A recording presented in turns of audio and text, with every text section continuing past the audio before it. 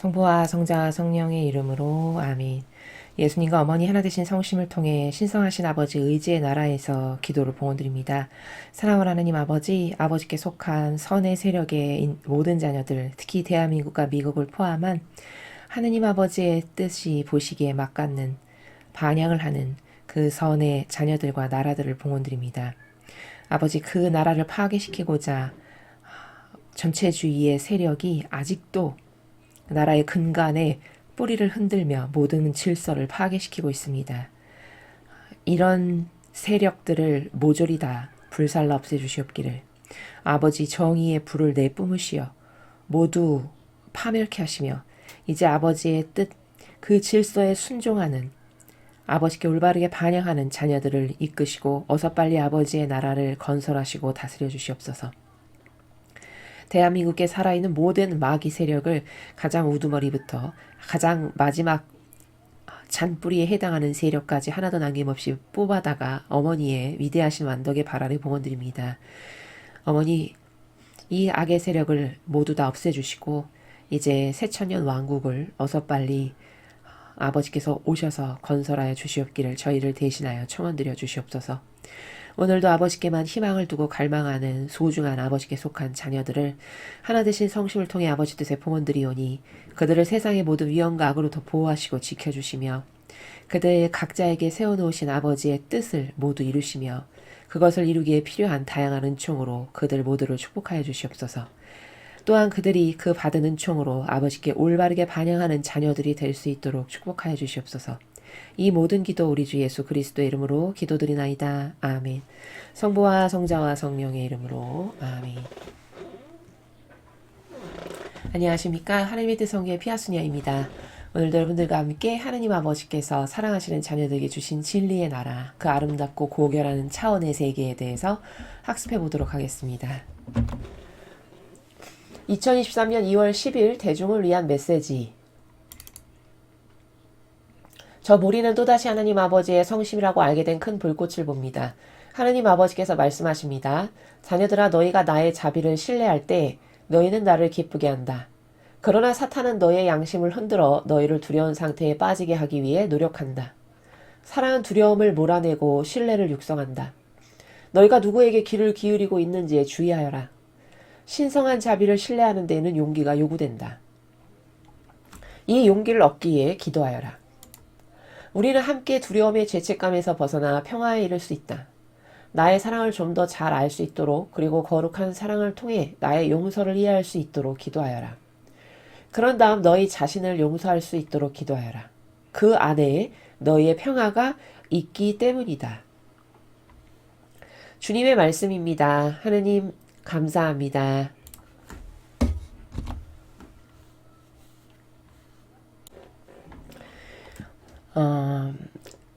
저희가 많은 강의에서 여러분에게 중요하다라고 말씀드렸던 것들이 참 많이 있습니다만 그 중에서 정말 이 영적인 세계를 우리가 도전하고 그래서 갈망한 것을 성취해 나가는 데 있어서 정말 중요한 게 무엇입니까? 라고 누군가가 질문을 하신다면은 아마 그것은 많은 것들이 있습니다만 가장 중요하다 하면 하느님께서 어떤 분이신지를 내가 진짜 잘 알고 그래서 그분과의 나와의 관계 있죠.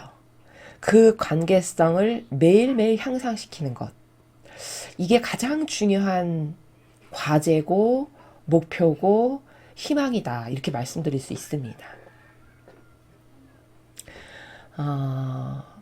오늘 이 메시지는 아버지께서 지금 무엇을 자녀들에게 전하기를 원하시는 거냐면 하느님 아버지께서 어떤 분이신지를 우리가 정말 잘 알아가지고 그 안 것을 기본으로 해서 그 아버지와의 올바른 관계성을 더 차원 높게, 더 효율적으로, 더 아름답게 신뢰관계를 형성해라. 그것을 원하시는 나라에서 지금 우리들에게 말씀을 하시는 것이거든요. 그러면 오늘 이 메시지 해설에 앞서서 그러한 것이 왜 중요한지를 먼저 근원적으로 원리적으로 좀 학습을 하고 메시지 해설을 하겠습니다.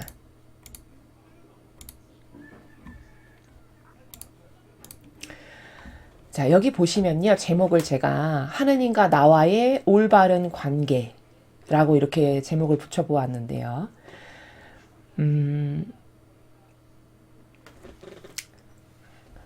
올바른 관계 그렇게 이야기하면은 너무 좀 범주가 넓다. 그러면 그것을 좀 축약하면 신뢰 관계 이렇게 이야기를 할 수 있습니다. 자, 여기 그림을 보시면 제가 여러분이 좀 쉽게 이해하시도록 이렇게 마치 수학의 공식처럼 수식 관계처럼 도표를 구성해 보았는데요. 여기 지금 하느님 아버지께서 이렇게 계시고요. 그 다음에 영혼은 이제 우리들이죠. 우리들의 그 본질적인 진짜 나. 그것은 이 육이 아니고 영혼이라고 말씀을 드렸죠. 그래서 영혼이라고 이렇게 쓴 겁니다. 자, 이 하느님 아버지와 이 영혼이 만나서 하나 됐을 때, 그럴 때 다양한 생명의 탄생, 즉 창조가 일어나게 되는 것이거든요. 이게 이제 메커니즘입니다. 영적 세계에서의. 근데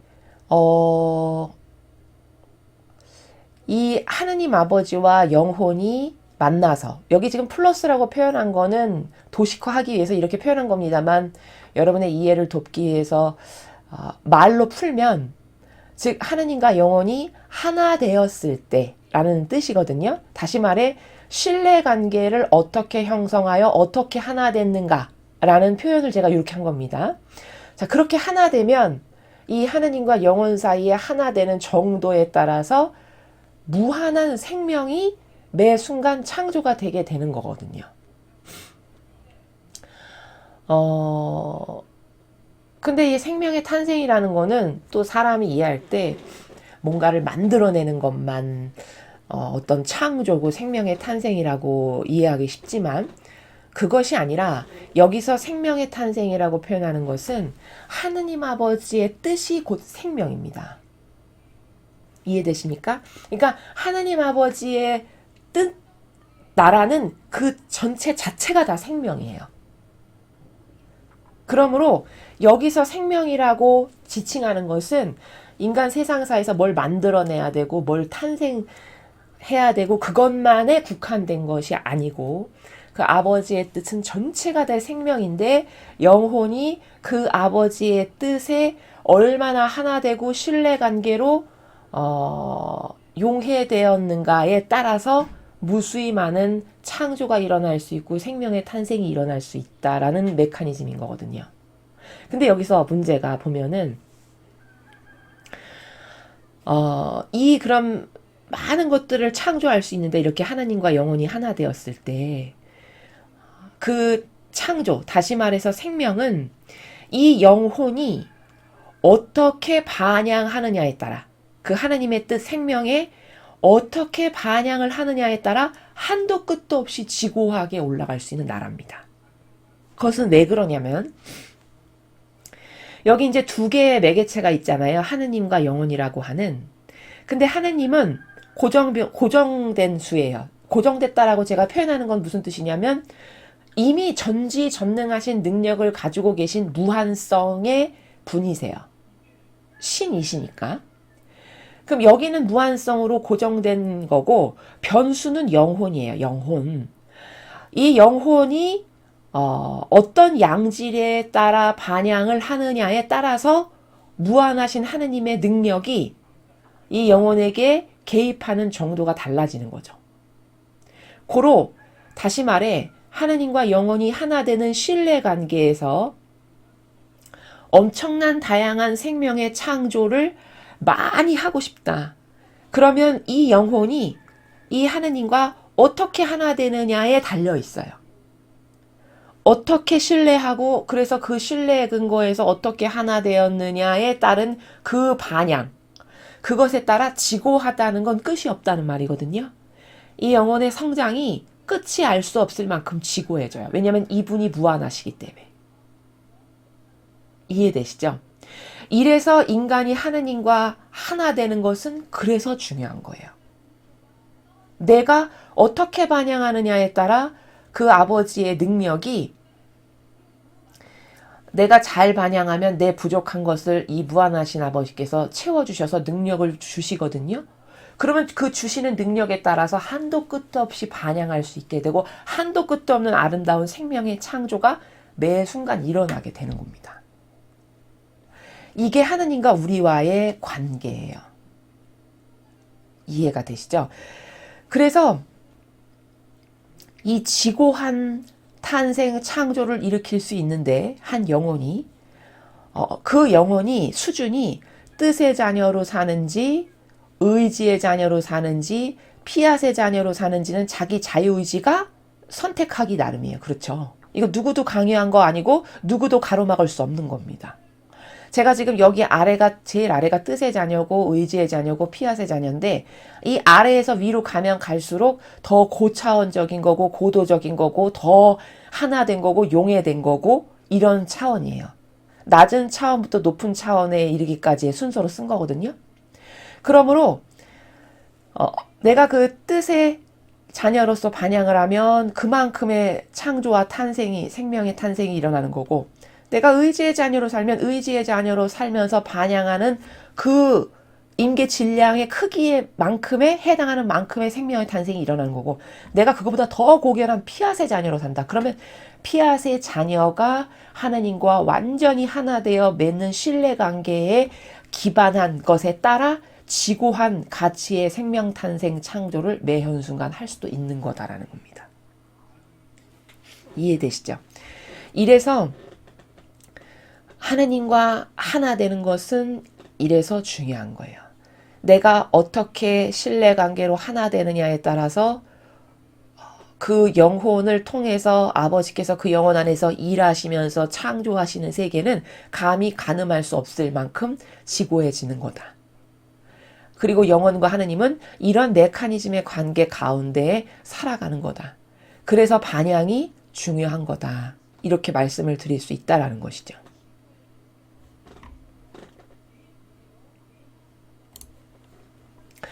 자, 그러면 이렇게 앞에서 하나님과 한 영혼의 관계성에서 무한하신 아버지가 능력만 주시면 뭐든지 다 할 수 있는 거기 때문에 내가 반향을 어떻게 하느냐에 따라서 내 안에서 즉 나를 통해 하느님 아버지께서 무수히 많은 다양한 종류의 아름다운 창조 행위를 얼마든지 하실 수 있다.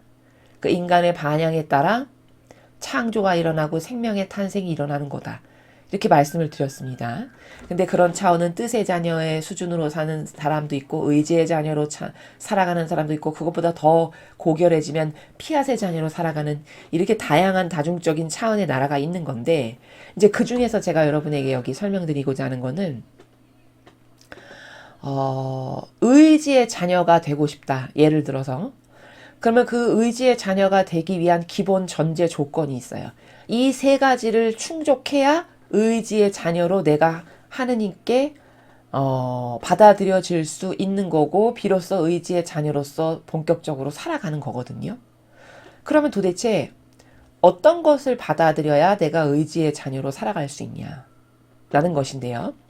먼저 뜻의 자녀와 의지의 자녀의 차이는 제가 앞선 강의에서 말씀드렸지만 여러분이 가장 쉽게 이해하시려면은 어떤 경영의 마인드로 이해하시는 게 가장 쉬워요. 하느님 뜻의 나라의 자녀다. 그러면 그 아버지 뜻이 건설하신 아름다운 다양한 다채로운 풍요를 누리고 즐길 수 있는 차원의 나라에 갈 수 있는 자녀예요. 그러니까 어떤 훌륭한 5성급 호텔이 있다. 그럼 그 5성급 호텔에 왔다 갔다 하면서 그 모든 숙박시설과 다양한 다채로운 그 안에 있는 문화시설을 누릴 수 있는 사람들. 그게 뜻의 자녀입니다. 이해되시죠? 그러면 여기 말하는 의지의 자녀는 그 5성급 훌륭한 호텔에 있으면 그 호텔을 운영하는 CEO가 있어야 되잖아요. 그렇죠? 그 경영을 하는 CEO. 그가 의지의 자녀예요. 그러면 그 경영하는 CEO는 마인드가 어때야 되냐면 아버지 뜻이 내 뜻인 건 아예 기본이 돼야 돼요. 내 마음대로 경영을 하는 게 아닙니다. 그 아버지의 의지를 잘 파악하고 알아서 아버지가 이런 걸 좋아하시고 이런 것을 만족하셔. 그래서 그분의 의지에 따라서 내가 대신 경영하는 CEO예요. 그게 의지의 자녀입니다. 그 다음에 앞에 잠깐 나왔기 때문에 아주 간단하게 여기 피앗의 자녀를 조금 설명드리면 이것은 의지의 자녀보다 더 고결한 순도 높은 차원인데 그것은 뭐냐면 예를 들면 이런 거예요. 의지의 자녀다 하면은 뭔가 자발적으로 행하는 것이 있고 경영하는 것이 있는 자녀가 의지의 자녀거든요.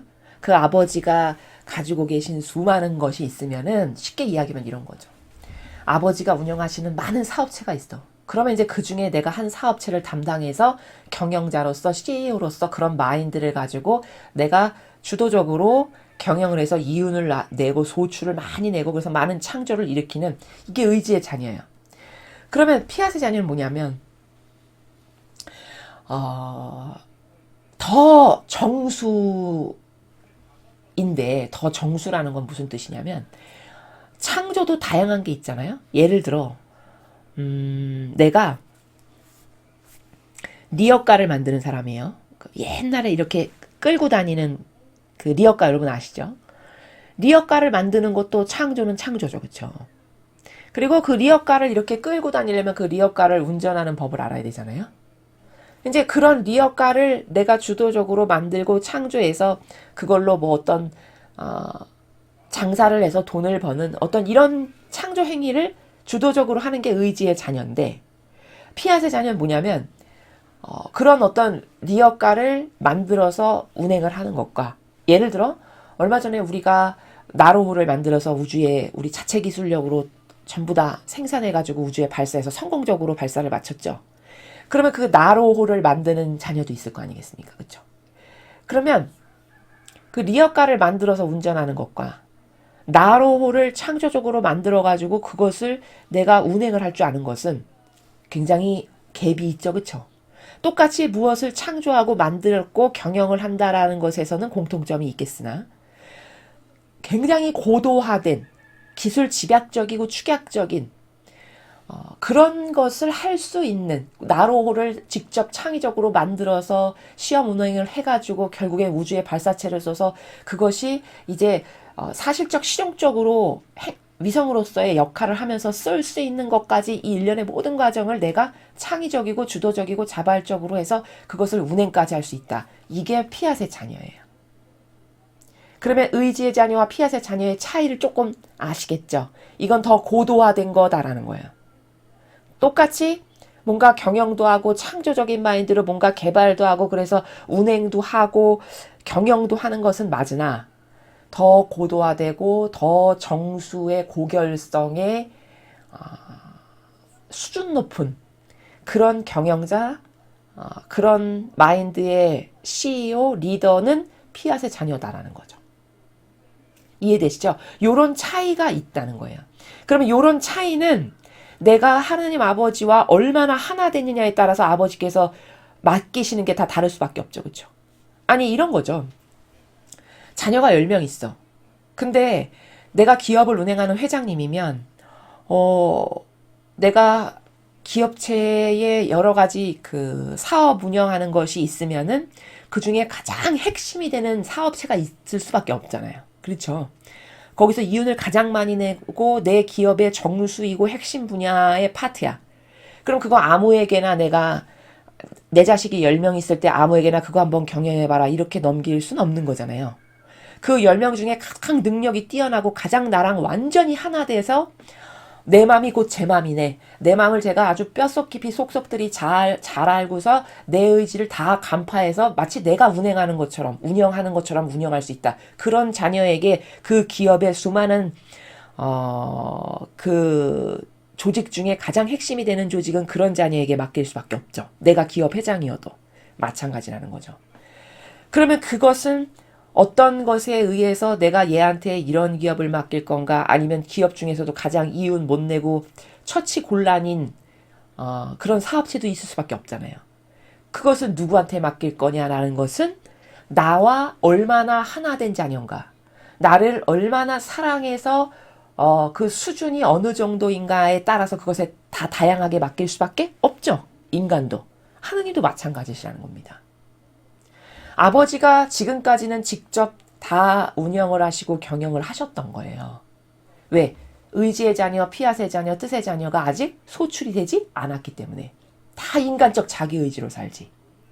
근데 이제부터는 새처녀 왕국을 건설하신다는 것은 이런 피앗의 자녀, 의지의 자녀, 뜻의 자녀를 뽑아서 그들이 하나님께서 경영하시는 것과 같이 아버지의 사업체를 경영하는 그런 자녀들을 뽑으시겠다라는 거거든요. 이해되십니까? 그것에 이렇게 차등이 있을 수밖에 없다는 겁니다. 이거는 제가 지금 이 피앗의 자녀만 설명해도 무수히 많은 시간을 할애해서 설명해야 되고, 뭐 의지의 자녀도 그렇고, 이거 단어 하나하나가 다 엄청난 나라인데 지금 굉장히 집약하고 축약해서 세 개의 자녀가 도대체 무슨 차이인가 라는 것을 어떤 핵심적으로 포인트를 딱 잡아서 여러분에게 아실 수 있도록 그냥 한 가지의 예시를 들어서 설명을 드린 것 뿐입니다. 이게 다가 아니에요. 영적인 세계는 빛의 나라라는 것은 굉장히 차원이 넓고 범주가 다양해요. 그렇기 때문에 한 가지로 정의해서 말씀드릴 수 없습니다만, 이해를 돕기 위해서 가장 여러분이 이해하실 수 쉬운 어떤 비유를 통해서 여러분에게 비교를 해보시라고 말씀을 드린 겁니다. 이렇게 차등이 있을 수밖에 없다. 그러면 그 차등은 인간은 능력에 따라 달리 준다라는 개념을 갖고 있지만, 이 영적인 세계에서는 이 개개인의 능력을 보신다기보다는, 왜냐하면 능력이라는 것은 하나님이 부어주시면 되는 거기 때문에 그 능력에 따라서 골라내시는 게 아니고요. 사랑관계로 얼마나 하나 됐느냐에 따라서 그 선별을 하세요. 그래서 제가 어젠가 그제 강의에서 천상의 나라는 사랑의 질서의 나라다 이렇게 말씀드렸죠. 그 사랑이라는 것은 사람마다 수준과 질이 너무너무 다른 거기 때문에 어떤 사람은 자기가 필요할 때마다 하나님을 부르면서 찾아도 나 하나님 사랑하는데 이렇게 말할 수 있는 거거든요. 그러나 어떤 사랑은 예수님처럼 아버지 일이 내 일이어서 책임감을 갖고 아버지가 구원 사업을 원하시니까 목숨을 내가 바쳐서 그 아버지의 구원 사업을 내 일이라 여겨서 자발적으로 자원해서 제가 있지 않습니까? 아버지 저를 보내세요. 이런 사랑도 있다는 겁니다. 그렇죠? 그러면 누구에게 아버지의 세계가 지고하신데 그 다양한 세계의 그 범주에서 내가 얘한테는 이런 걸 좀 맡기고 이런 걸 맡기고 이런 것을 이제 아버지께서는 하시겠다라는 거거든요. 누구에게 그걸 나눠주시겠냐는 거죠. 얼마나 하나 된 사랑으로 퍼펙트한 하나를 나랑 구현하는가 라는 것이 핵심이 되는 관건이다라는 거죠. 그래서 영혼과 하나님과의 관계는 신뢰관계로, 그 사랑의 관계로 얼만큼 하나 됐느냐가 제일 중요한 키포인트다. 그래서 여러분이 영적으로 성공하고 싶으시죠? 더 성장하고 싶다면 제일 중요한 핵심은 뭐냐면 하느님과 나와의 올바른 관계를 내가 어떻게 정립할 건가. 이게 제일 중요한 겁니다. 영적 성장에 있어서. 이 관계성만 확고부동하다. 그러면 내가 부족한 능력은 하나님이 다 주세요. 왜? 이분이 무한하시기 때문에. 내 능력은 아무 소용이 없어요. 내 인간이 잘났다 해봤자 그 능력이 얼마나 되겠습니까? 무한하신 하느님 아버지에 비하면. 그저 바닷가에 모래알 수준이겠죠. 그냥 까만 작은 점 하나에 불과하겠죠. 그러니까 그런 인간의 능력 같은 거 필요 없어요. 아버지는 본성의 수준, 그 질적 수준, 근본을 보시고 양심을 보시고 본성의 질적 수준을 보시지. 그래서 나는 마음에 의지만 본다. 이런 것도 다 같은 나라에서 말씀하시는 거거든요. 고로 비전을 내가 지금 어디에 갖고 무슨 노력을 해야 되는가는 요 도표를 똑바로 이해했다면 얼른 캐치할 수 있겠죠. 아, 비전을 내가 어디에 갖고 내가 지금 무슨 노력을 해야 되는 거구나. 내가 하느님과 어떻게 하나 되는가에 거기에 온통 비전이 있는 거구나. 이것을 얼른 알아챌 수 있어야 된다는 겁니다. 자, 그럼 다시 돌아가서 의지의 자녀가 되기 위한 거. 의지의 자녀가 뭔지 제가 지금 설명을 했고요. 그럼 그런 의지의 자녀가 나도 되고 싶은데 그러려면 어떻게 해야 되느냐. 기본이 뭐냐면 세 가지 받아들임이 완성돼야 돼요. 어떤 것을 받아들여야 되냐. 첫째는 하느님을 받아들여야 돼요. 그러면 사람은 이렇게 말할 수 있어요. 하느님? 아유, 하느님은 당연히 받아들이지. 전지전능하신 나의 아버지인데. 아유, 하느님을 못 받아들일 게 뭐가 있어. 그 받아들임 아닙니다. 답부터 이야기하면.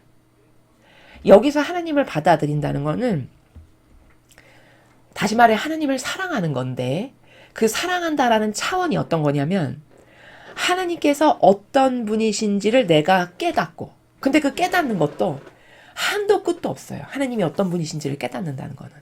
내 수준만큼 깨닫게 됩니다. 내 사랑의 수준만큼. 그래서 그 하나님께서 어떤 분이신지를 내가 깨닫고 그 깨달은 수준으로 사랑하는 거. 그게 하나님을 받아들인다는 차원의 나라예요. 자, 그러면 그 하나님을 사랑한다라는 것도 내가 억지로 의식을 해서 하루에 24시간이 있는데 하루에 한 3번밖에 하나님을 의식 못하고 살았어. 이런 수준의 사랑도 있겠지만 그 사랑이 아예 무의식적 인지로 나의 내재화가 돼서 그 아버지와 함께 늘 살아가는 것. 이런 사람도 있잖아요. 그렇죠? 그럼 그렇게 아예 무의식적 인지화로 내 안에 하나님이 계셔가지고 그 아버지와 작건 크건 뭐든지 함께하는 그 사랑과 하루에 24시간이 있는데 오늘 10번 생각했네? 이 사랑은 반드시 엄연히 갭이 있죠. 그렇죠? 이렇게 사랑하는 것도 천차만별로 다르기 때문에 그 사람의 수준에 따라서 하나님을 받아들인다는 것은 엄청나게 다양한 차원이 존재한다는 겁니다. 나는 도대체 지금 하나님을 어떤 수준에서 받아들이면서, 즉 다시 말해 어떤 차원의 나라에서 사랑하면서 살아가고 있는가 라는 것을 깨닫고 발견해야 될 일인 거죠. 그 다음에 두 번째 받아들여야 되는 건 아버지가 만드신 모든 창조된 우주 만물을 받아들이는 거예요. 그럼 이것도 사람이 생각했을 때 우주 만물 이거 다 나무, 풀, 꽃, 들 다 받아들이면 되지 쉽네. 이렇게 생각할 수 있어요. 근데 이 받아들임은 어떤 거냐면은 아버지가 만드신 그 창조된 모든 우주 만물을 도대체 하나님은 어떻게 창조하셨는지 그 아버지가 창조하신 메커니즘을 이해하는 거예요. 근데 왜 이런 온 우주 만물 아버지가 창조하신 메커니즘을 내가 이해하는 게 왜 필요하냐면 의지의 자녀쯤 되면 뭐 하는 사람이라고 그랬죠? 내가 아버지 나라에 사업체가 한 100개 있는데 그 중에 하나를 담당해서 경영하는 CEO라고 그랬잖아요. 그러면 내가 경영하는 CEO, 즉 만물의 왕으로 하나님은 우리를 창조하셨는데 창조할 때 원래의 그 변질되기 이전에 우리의 위치가 만물의 왕으로 창조하셨단 말이죠. 창세기를 보면. 그럼 만물의 왕이라는 건 이 모든 것을 다 다스리는 자라는 거거든요. 그렇죠? 그러면 그들을 다스리려면 그들이 어떤 메커니즘으로 돌아가고 있는지를 내가 알아야 될까요? 몰라야 될까요? 알아야죠.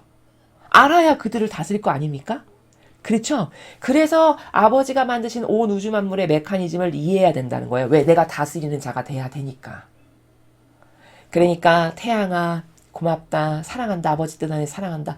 네가 이렇게 수천 년 동안 변함없이 피앗의 그 질서로 가지런하게 끊임없이 빛과 열을 발산해서 나를 포함해서 온 우주 만물에 이렇게 아름다운 탄생과 창조가 일어나게끔 기여했건만 내가 너에게 한 번도 여태까지 고맙다는 말을 못 해봤네? 고맙다. 예를 들면 이런 반향을 여러분이 자연의 어떤 것을 보았을 때 수시로 반영할 수 있다. 자발적으로. 요게 창조된 만물을 받아들인 자가 살아가는 정신세계 나라예요.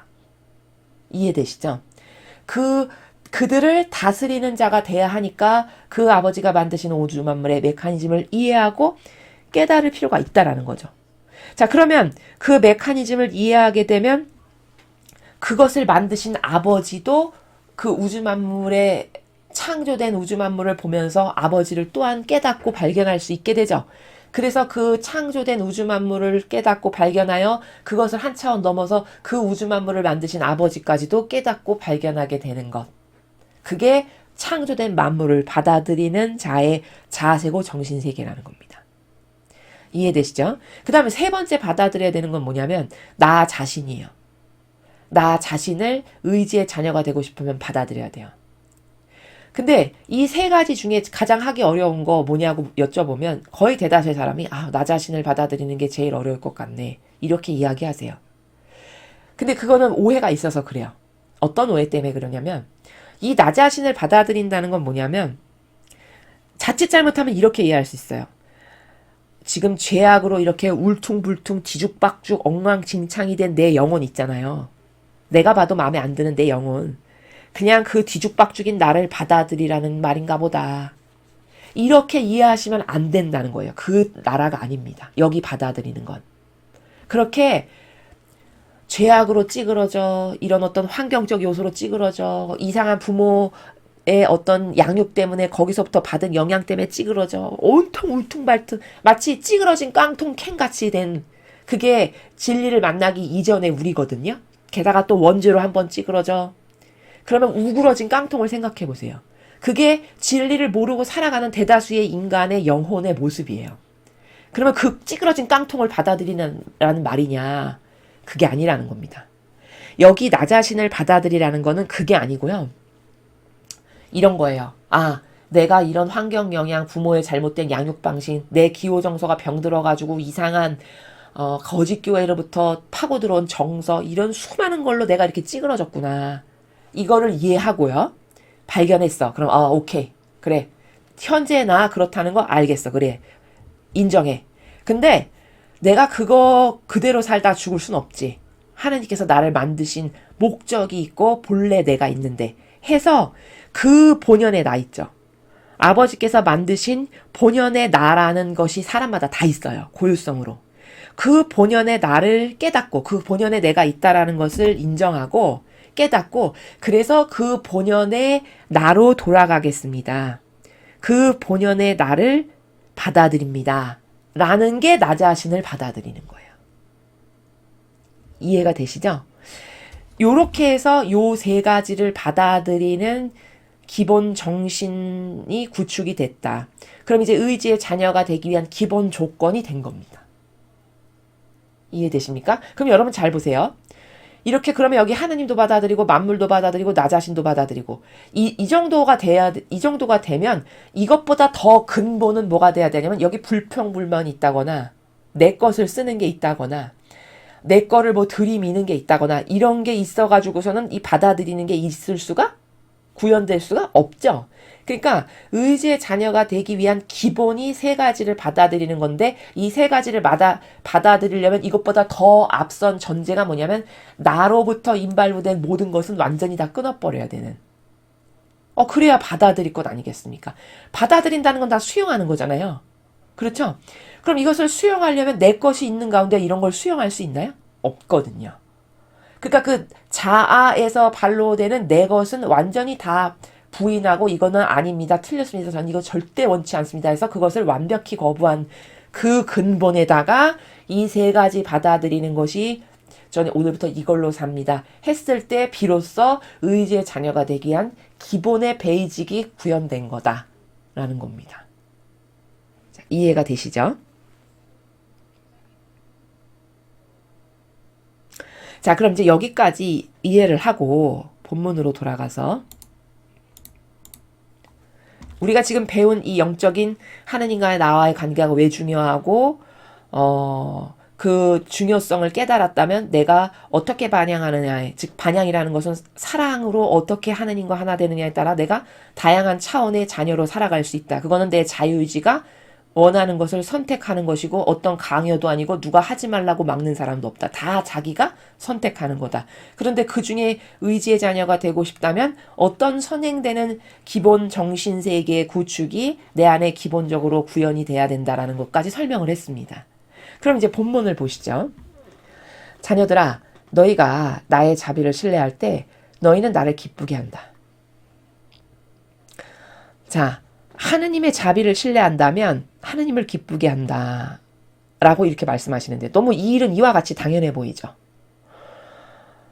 그래서 제가 아까 오늘 이 메시지 전체 내용이 다 뭐냐면 도대체 아버지가 어떤 분이신가를 알려주시는 건데 그래서 그 아버지와 네가 나랑 어떤 관계를 구현하렴 이런 관계를 구현했으면 좋겠다 라는 것을 지금 말씀하시는 건데 그러기 위해서 제가 아까 마치 수학 공식처럼 첫 번째 그 도식화된 그 개념으로 여러분에게 말씀드렸던 거 하느님이 계시고 영혼이 있을 때 그 영혼이 어떻게 하느님과 하나 되느냐에 따라서 무한한 가치 창출, 생명 창출, 창조 행위가 일어난다 라고 말씀드렸죠.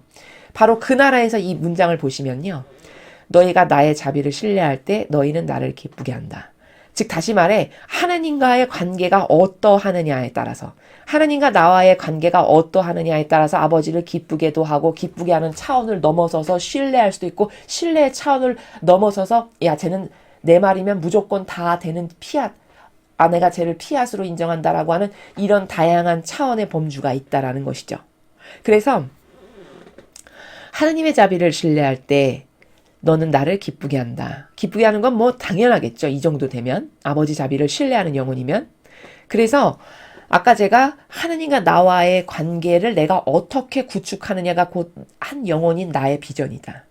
내가 그분을 어떤 정신 수준에서 사랑하느냐가 어떻게 그래서 하나 되느냐가 곧 나의 비전이다. 그런데 누군가랑 하나 되는 거는요. 가르치는 사람 그리고 배우는 사람 이렇게 두 사람의 양방향의 측면이 있잖아요. 그럴 때 배우는 사람은 갈망이 있어야 되는 거고요. 또 얼마나 신뢰를 할 수 있느냐. 요 두 가지의 속성에 따라서 그 하나 되는 관계성이 더 돈독해지냐 아니면 느슨해지냐 이런 것은 즉 유일성인 내가 어떤 신뢰와 어떤 갈망으로 하느님과 하나 되길 원하느냐에 따라서 달려있는 거다라는 겁니다. 그러나 사탄은 너희 양심을 흔들어 너희를 두려운 상태에 빠지게 하기 위해 노력한다.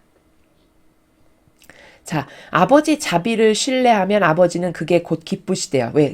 제가 나를 신뢰하는구나. 이렇게 생각이 되시니까. 근데 사탄은 내가 하느님과의 그런 관계를 맺는 걸 싫어할 거 아니겠어요? 그러니까 그것을 방해하려고 우리 양심을 흔들어서 때때로 두려운 상태에 빠지게 하려고 노력을 한다는 거죠. 그럼 요게 어떤 케이스를 두고 지금 두 번째 문장을 말씀하시는 거냐면은 양심을 흔들어서 두려운 상태에 빠지게 한다? 이런 거예요. 예를 들어 천사의 책을 보면 루이사 피카레타가 간혹 이런 고백을 해요. 나같이 이렇게 역겹고 죄 많은 죄인은 이렇게 한심한 영혼은 하나님께서 나를 별로 사랑 안 하실 거야. 나는 용서 못 받을 거야. 이런 고백하는 거 여러분 보셨나요? 굉장히 자주 나오거든요. 천사의 책에. 그러면 그게 사람이 봤을 때는요. 인간적 관점으로는 저 사람 참 양심이 바르다. 저렇게 자기 성찰을 열심히 하는구나. 이렇게 보기가 쉬워요. 근데 그것은 답부터 이야기하면 틀린 거예요. 어떤 면에서 틀렸냐면 예수님이 그래서 그런 문제에 대해서 이렇게 가르쳐 주세요. 그 천상의 책에 보면 인간은 다 죄인이거든요. 이 세상에서 부족하지 않은 사람은 단 한 명도 없어요. 아무리 학식이 높건 아무리 많은 걸 배웠건 대단한 철학자건 대단한 신학자건 모두가 죄인이에요. 모두가 부족해요. 그렇다면 하나님은 그 모두가 부족한 데서 어떤 것만을 바라보고 영혼을 선택하실까요? 이런 거예요. 예수님이 말씀하시기를 인간은 그렇게 매일 죄를 짓고 사는데 그 죄가 의도적으로 짓는 죄 있죠. 알고도 짓는 죄. 그 의도적인 죄를 제외하고는 그것 말고 모든 죄는 하나님하고 하나 되죠? 그러면 하나 되는 순간 다 용서받는데요. 그럼 우리가 알고 있던 죄에 대한 관념과 완전히 다르죠. 예수님이 가르쳐 주시는 건. 하나님이 이 정도로 자비하시다는 거예요. 그리고 의도적이라는 건 거기 그 죄악성이 알고도 했다라는 그 나쁜 점 때문에 그 의도적으로 짓는 죄는 그럼 어떻게 용서받을 수 있냐면 그것에 해당하는 상응하는 고통이 받쳐져야 돼요. 극기를 하건 고행을 하건 아니면 예를 들면 구약에 어떤 재물을 봉헌하잖아요. 제단에 양, 소 이런 거 잡아서 그렇게 뭔가 희생이 들어가서 그 의도적으로 지은 것에 대한 갚음이 있어야 된다는 거예요. 배상과 보속이. 그렇게 해서 그 희생이나 고통이 들어가서 재물을 바치건 고행을 하건 해서 그것이 탕감되면 그때서야 용서를 받는 거고 의도적인 죄는 그렇지 않은 모든 죄는 내가 하느님과 정말 하나 되기를 자신이 원해서 하나 됐을 때 그럼 하나 되면 다 용서된다는 겁니다. 이해되시죠? 인간이 갖고 있는 죄에 대한 인식과 완전히 다르죠? 그렇게 가르쳐 주세요. 천상의 책에 보면. 그러면 루이사 피카레타는 지금 오해 가운데 있는 거죠. 루이사 피카레타 정도 되면 하느님하고 이미 하나 된 영혼이잖아요. 왜냐면 하나 됐으니까 매일 산재물로 봉헌도 하고 그냥 고통도 받기를 원하고 이러잖아요. 그러면 그 하나 된 상태라는 것은 죄를 졌을 때 얼른 그때그때마다 고백을 하고 회개만 하면 다 그때그때마다 용서가 되는 그런 지금 자기의 위치가 거기에 처해 있는데 오해가 있는 거죠. 그렇죠? 이런 거라는 거예요. 그래서 지금 여기 두 번째 문장도 너의 양심을 흔들어서 두려운 상태에 빠지게 한다는 거는 그 루이사 피카레타가 갖고 있는 오해와 같은 거죠.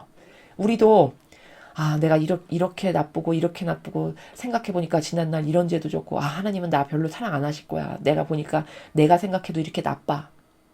이게 마치 엄청 양심 있는 것 같고 착해 보이고 정직해 보이지만 그것은 악이 우리들을 하느님의 자비를 신뢰하지 말아라. 야, 하느님은 단죄하시는 분이야. 너까지 게 무슨 하느님하고 하나 될 수 있고 누가 하느님이 너 같은 걸 왜 사랑하겠니? 이렇게 오해를 불러일으키기 위한 덫에 빠져든 거라는 겁니다. 이해가 되시죠?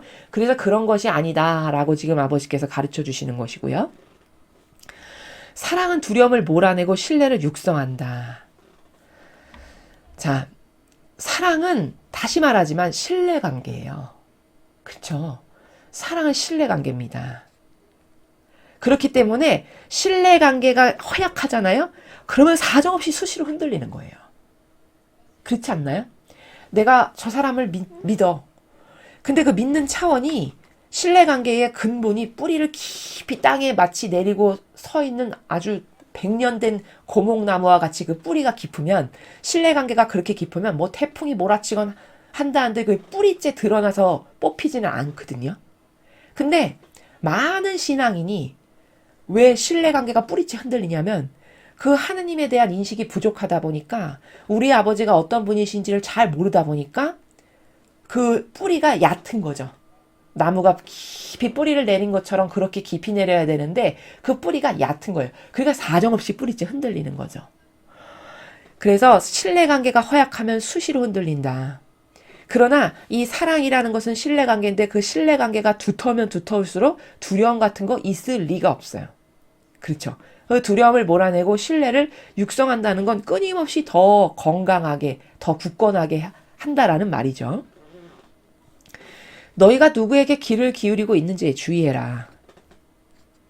자, 우리가 평상시에 도대체 나는 누구에게 귀를 기울이고 있는가? 이거는 귀를 기울이고 있다라고 표현하신 거는 어떤 나라냐면은 네가 관심을 갖고 있는 대상이 뭐고 어디에다가 힘을 써서 그것을 위해서 노력하니? 네 자아니 아니면 하느님을 알기 위해서 그래서 그 아는 것만큼 오늘도 신뢰가 더 자라고 하느님이 이런 분이시구나 아는 것만큼 신뢰가 더 자라고 그래서 뿌리가 점점 더 깊이 내리게 하는 이런 것에 관심이 있니? 어디에 너는 귀를 기울이고 사니? 이런 말씀이세요. 그래서 누구에게 귀를 기울이고 있는지에 주의하려라는 거는 하느님을 아는 것이 그래서 그 아는 것에 근거하여 신뢰의 깊이가 점점 더 깊어지고 넓어지는 것이 나의 비전인데 나는 그것에 귀를 기울이고 거기에 관심이 있는 채 살아가는 것인지 아니면 무의미한 아무짝에도 쓸모없는 기타 다른 것에 관심을 두고 살아가는지 주의해라 이런 말씀이시죠. 신성한 자비를 신뢰하는 데는 용기가 요구된다. 자, 신성한 하느님의 자비를 신뢰하는 데는 용기가 요구된대요. 그러니까 아까 제가 설명드렸죠. 하느님의 신성하신 자비. 천상의 책에서 예수님이 아버지 자비를 설명하시는데 의도적으로 짓는지 아니고는 네가 마음속으로 정말 진정으로 뉘우쳤어 회개하고 그러면 너는 다 용서받고 게다가 네가 하느님하고 하나 되려는 올바른 의지 가운데 있지? 그러면 다 용서받는다. 이렇게 말씀하셨다라고 제가 설명을 드렸죠. 그러면 그게 아버지의 신성하신 자비예요. 그 자비를 굳건히 신뢰해. 근데 그 신뢰하는 데는 용기가 필요하다. 왜 용기가 필요할까? 나의 이상한 인간적인 그 궤변, 내 인간의 선이 그래도 그럴까? 어떤 이런 밑도 끝도 없는 어떤 의심? 무엇에 근거하지도 않는 내 기준이 항상 나를 괴롭히는 거죠. 그것은 왜냐하면은 하느님에 대해서 잘못 알고 있어서 그래요. 우리가 보통 하느님에 대해서 구약만 보면은 무서워 하느님은 그냥 사람 다 죽이시고 징벌하시고 막 땅이 갈라져서 막 순식간에 250명 파묻으시고 이런 하느님이더라고. 이런 오해가 있을까요 없을까요? 있죠. 근데 하나님의 정의와 자비에 대해서 이런 균형 잡힌 관점이 없다 보니까 사람이 그렇게 치우쳐서 생각하기가 쉬운 것이거든요. 아버지는 정의가 그렇게 세신 것만큼 자비도 세요. 왜냐하면 두 개가 조화를 이루어야 하니까요. 인간처럼 인간은 병들어서 어떤 사람은 굉장히 자비롭고 부드럽고 유려한 것만 좋아하고 어떤 사람은 막 정의만 세고 이렇게 불균형적인 사고방식을 취하고 살아가잖아요. 근데 절대 하나님은 그런 분이 아니세요. 정의가 세다면 자비도 그만큼 똑같이 세요. 그 수평을 이루시는 분이에요. 우리 아버지께서는. 그렇기 때문에 영혼의 한계적인 것을 너무너무 잘 아세요. 그렇기 때문에 의도적인 게 아니면 다 용서를 하신다는 거예요. 고로 그 아버지의 자비를 신뢰하는 데는 용기가 요구되는 거냐면 너의 이상한 기호정석 경향이나 네 선 그거 버리는 용기쯤은 필요하지. 그게 무엇에 근거한 게 아니잖아요.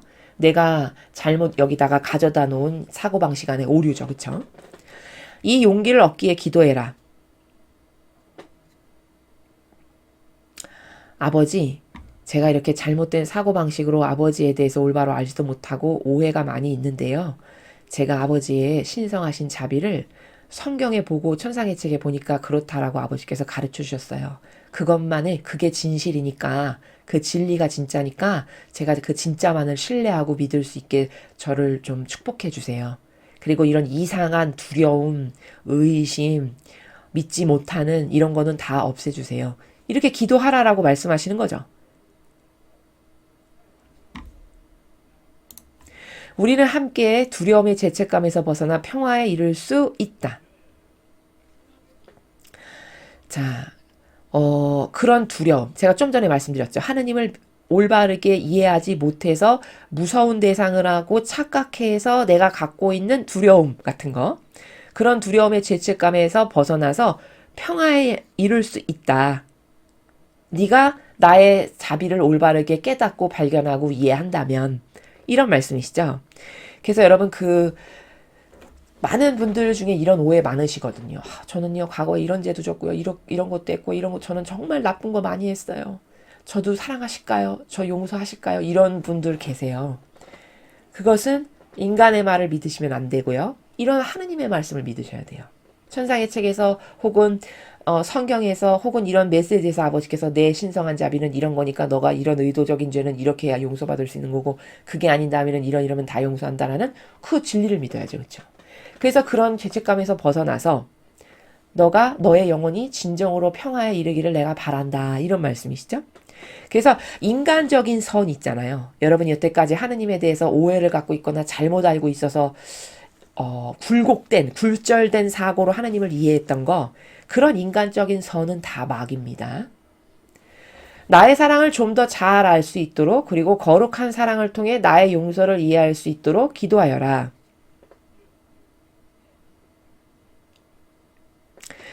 지금 제가 계속 설명하고 있죠. 하느님의 거룩하신 사랑이 어떤 건가 기준을 말씀드렸고 그것을 통해서 아버지가 이러이러하면 용서하신대. 그 용서를 내가 똑바로 깨닫고 이해할 수 있도록 그래서 그걸 받아들여서 더 이상 마음의 부담감이나 짐을 갖지 않고 온전히 그런 하느님께 믿고 맡기고 신뢰하고 의탁할 수 있는 그런 내가 될 수 있도록 그런 네가 될 수 있도록 은총을 청원드리는 기도를 해라. 이런 말씀이시죠.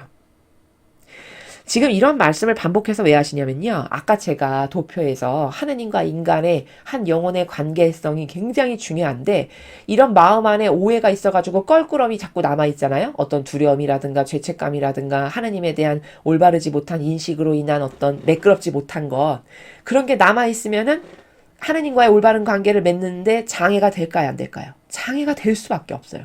그러면 가까이 다가갈 수가 없어요. 하느님께. 그런 것을 아버지는 염려하시니까. 왜냐면 그런 걸 안타깝게 생각하시니까. 그쵸? 아니, 내 자녀가 나에게 가까이 오기를 부모는 다 원하겠죠? 그렇지 않으십니까? 부모님들? 아니, 내 자녀가 나를 막 무서워하고 두려워하고 부담스러워해. 그래서 가까이 오는 거를 약간 꺼려해. 그런 걸 원할 부모가 누가 있나요? 그렇죠? 하느님도 지금 그러하신 거거든요. 그러니까 그런 오해 때문에 나에게 거리를 두고 가까이 오지 못해서 신뢰관계로 하나 될 수 없으니까 내가 쟤한테 뭘 주고 싶어도 줄 수가 없어. 왜냐? 하늘나라는 천상의 질서는 사랑의 질서이기 때문에 사랑으로 하나 된 영혼한테만 줄 수 있거든요. 근데 하나도 되지 않고 나에게 어떤 이질감을 갖고 있어. 그러면 내가 갖고 있는 이 수많은 은총이나 풍요나 아름다운 고귀한 가치를 줄 수가 없잖아요, 내 자녀한테. 그럼 안타까우시겠죠, 아버지는. 부모님이시니까. 그런 것 때문에 이렇게 지금 반복해서 그 오해를 풀어주시려고 말씀을 하시는 거예요. 얼마나 자비하신가요? 얼마나 사랑이 넘치세요, 그쵸? 그렇게 아버지가 이 말씀 오늘 왜 하시나, 아버지 의지가 어떠신가 라는 것을 여러분이 이해하시고 감안하시고 들으시면 이해가 더 잘 되시겠죠? 그런 다음에 너희 자신을 용서할 수 있도록 기도해라. 자, 이렇게 하느님에 대한 오해가 없도록 제가 아버지의 신성하신 사랑을 완전히 신뢰하고 위탁할 수 있는 은총을 주세요. 제가 오늘 보니까 잘못 알고 있었더라고요. 용서는 이렇게 받는 거더라고요.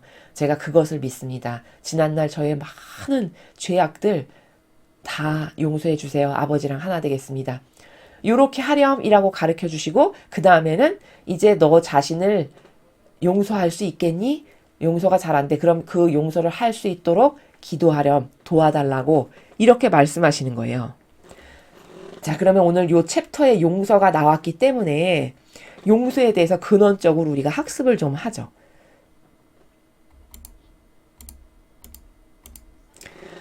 우리가 보통 용서한다? 그러면은 그 자연법의 단어 때문에 또 오해가 생겨요, 여기. 이런 거죠. 누구를 용서해? 그러면 마음은 안 되는데 억지로 그냥 용서하려니까 그래, 용서한다. 이거는 용서가 아니에요. 혹은 거짓 교회가 자매님을 위해서 용서하는 겁니다. 용서하세요. 이렇게 하면은 그래, 나를 위해서 용서하라는 건 알겠는데 잘 안 돼. 왜? 이게 감정이다 보니까. 그렇죠. 그러면 그래, 용서해야지. 내가 신앙인인데 그러면 안 돼. 이러고 또 마음을 먹었어요. 근데 그 사람 얼굴을 봤어. 그 다음날. 근데 또 화가 확 치밀어 올라와. 사사로운 감정이 올라오면서. 근데 왜 용서 안 했어? 이렇게 해가지고 이게 해결이 날까요? 이건 해결이 안 되는 거거든요. 그렇죠? 여러분, 제가 이야기한 거에 많이 공감하실 겁니다. 용서하세요. 자매님을 위한 거야. 그러면 자매님이 천상에 못 가. 뭐 기타 등등의 수많은 썰을 이야기하지만 그거는 사실 진리가 아니에요.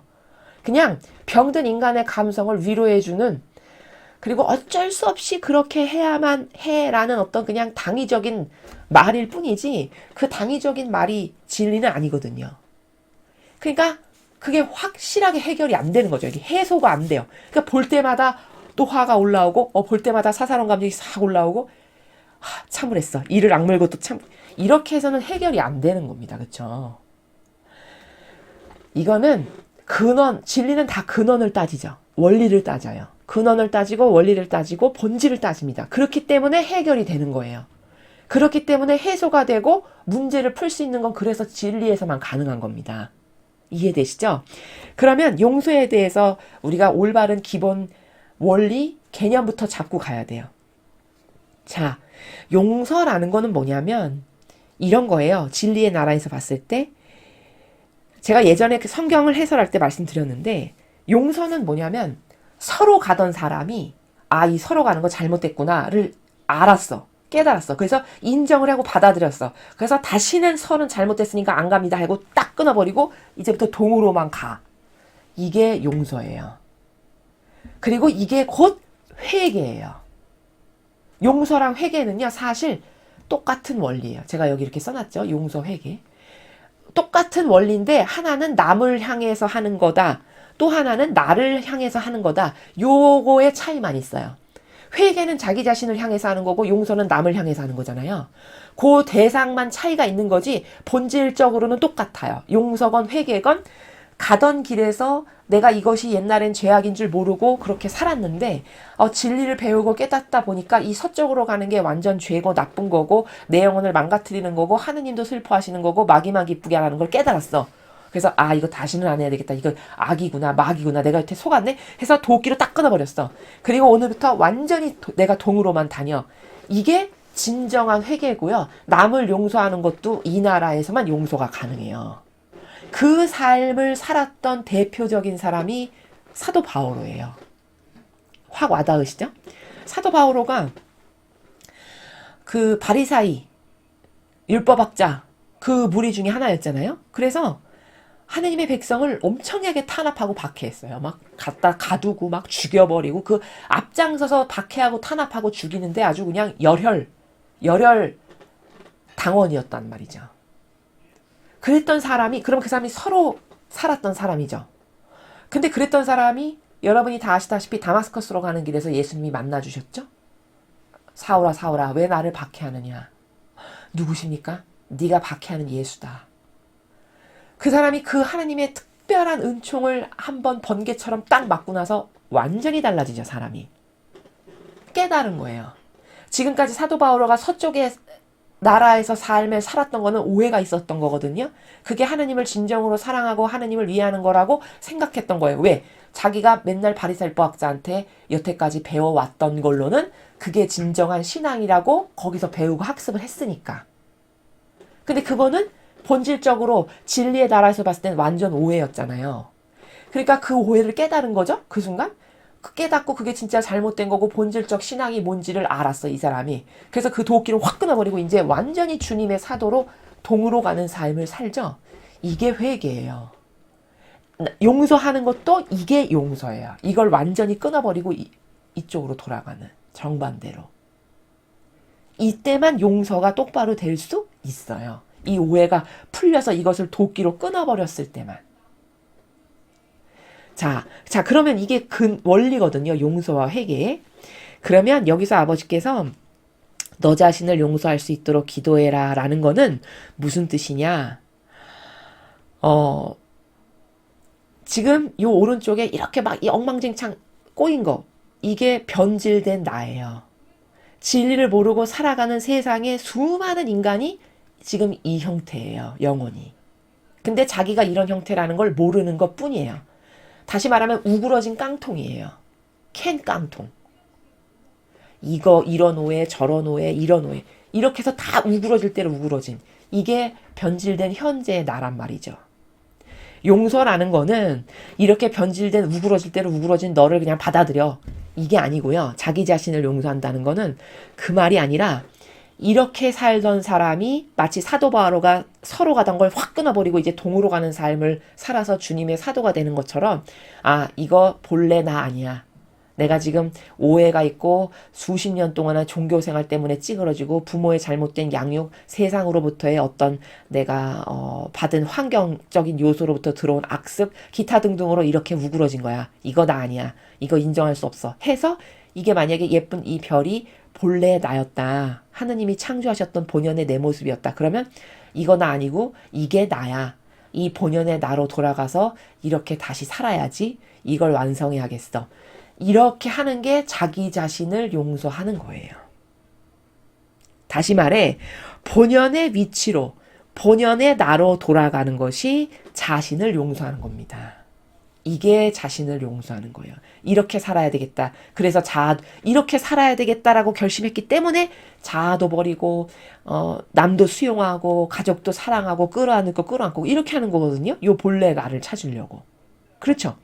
바로 그게 자기 자신을 용서한 사람이 살아가는 사실적 삶의 변화라는 거죠. 즉 다시 말해 이렇게 무질서하게 막 살았다가 이 본래 위치로 돌아간 거, 그게 용서다. 그래서 이 과거의 나를 끊어버리는 거. 사도 바오로가 그 바리사이 밑에서 살았던 자신의 삶의 방식을 끊어버리고 본래의 그 사도로서의 소임을 받고 완전히 다른 삶을 살잖아요. 그게 본연의 자신을 찾은 거죠. 바오로 사도가.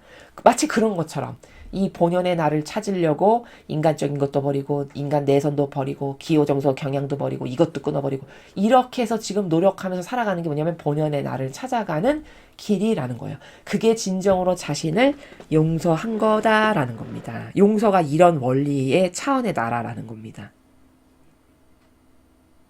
이해가 되시죠? 회개도 마찬가지. 똑같은 거예요.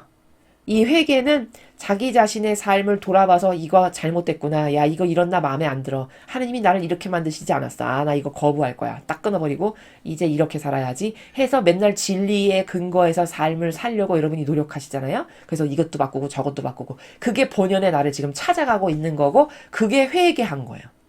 남을 용서하는 것도 똑같아요. 남을 용서하는 것도요. 잘 보세요. 자, 여기서 살아가면서 남 용서 되나요? 안 돼요. 왜? 여기는 울그러질 대로 우그러진 왜곡된 사고방식으로 있는 거기 때문에 이 상태에서 남 용서하는 거는 이런 거랑 마찬가지예요. 여기 빨간 거 보이시죠? 빨간 점. 여기에 살고 있는데 아유 용서해야 돼. 그래야 너가 천국 가지. 그래 받아들이자. 그게 여기로 이렇게 이사 간 거예요. 그랬다가 또 확 올라왔어. 그 사람의 얼굴을 보니까 또 옛날 생각이 나면서. 그랬다가 아휴 내가 신앙인인데 하느님을 믿는데 그러면 안 되지. 그게 또 여기 요 정도 이렇게 이사 간 거예요. 이렇게 해서 이 안에서 맨 도는 거예요. 이게 답 있나요?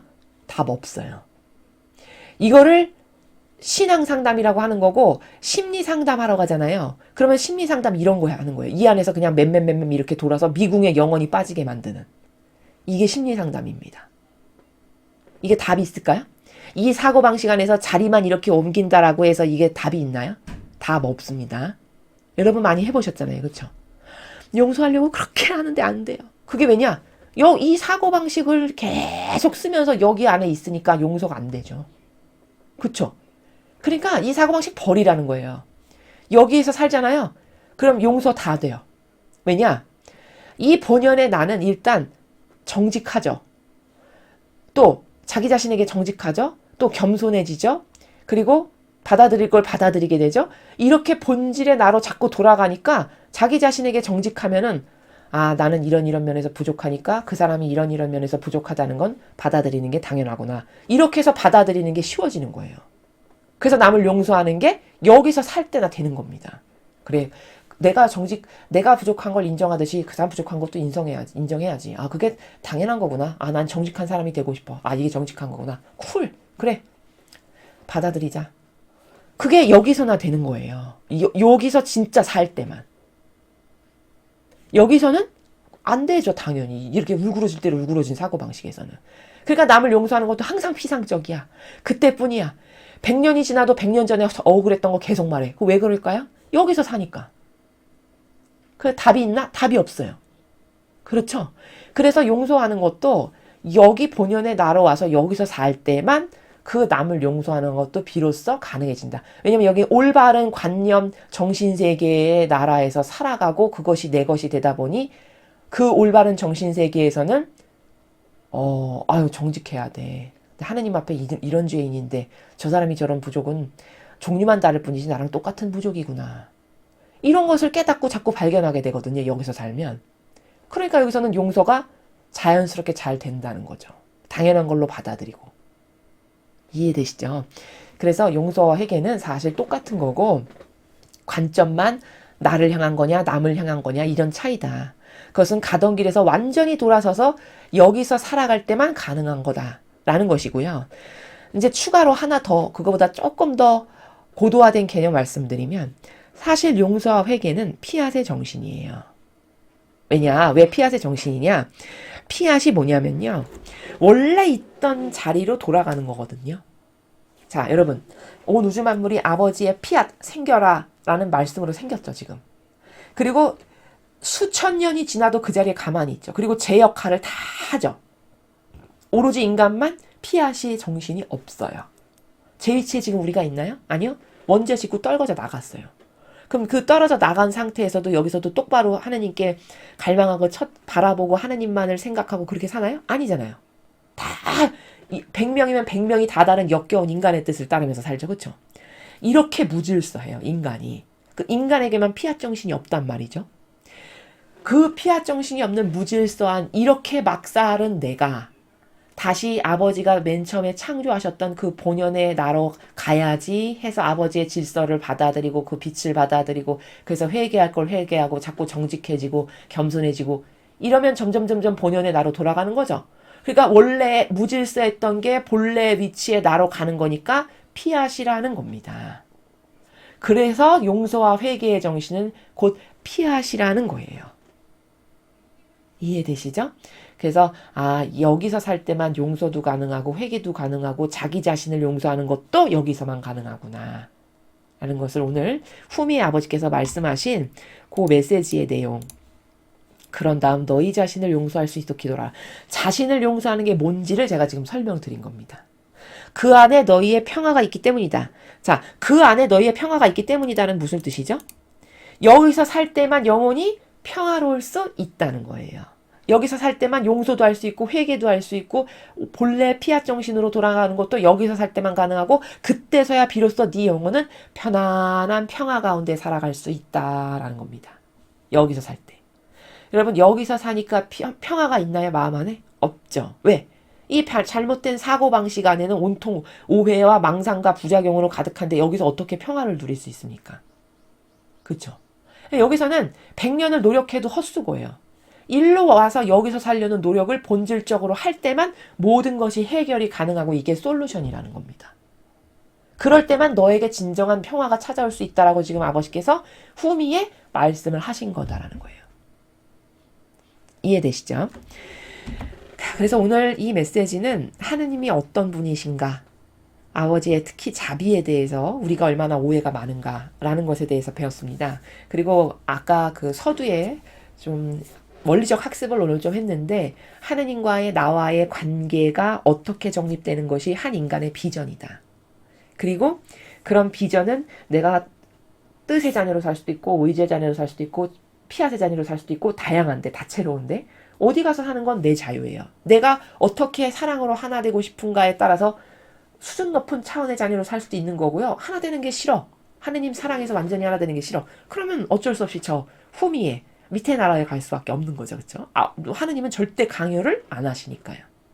그래서 이런 천상의 나라의 메커니즘 그리고 하나님과 하나 되는 그 정도와 수준과 임계 질량 그런 것만이 영혼에게 왜 비전인가를 설명했고 그 다음 후미에 용서와 회개는 어떤 때만 진정으로 가능한가 그 원리에 대해서 여러분에게 설명을 드렸습니다.